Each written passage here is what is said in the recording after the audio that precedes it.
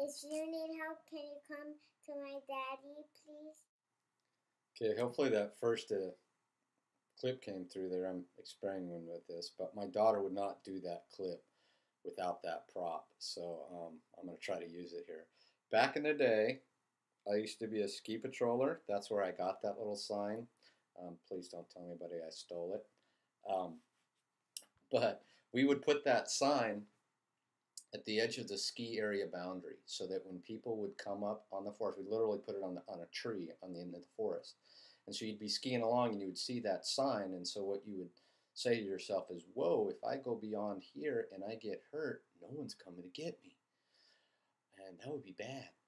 And so I don't want you to be in a place in this class where no one's going to come get you and you're going to be hurt and you're going to be all alone and confused.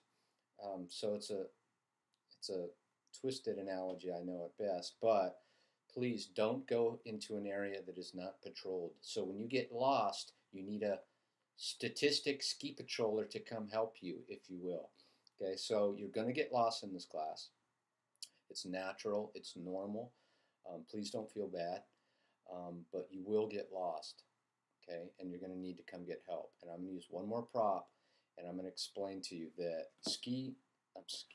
statistics is like a ladder. We're going to climb a ladder and pretend this is a ladder. And by the end of the class, we're going to be understanding statistics at the top of this ladder. But in order to understand what's up here, you have to understand this step. And then once you understand this step, then you can move on to this step. Then you need to understand this step to move on to this step. Okay? So if you miss any steps along the way, if you're confused at any point along the way, you're not going to understand up here. It's called higher order learning.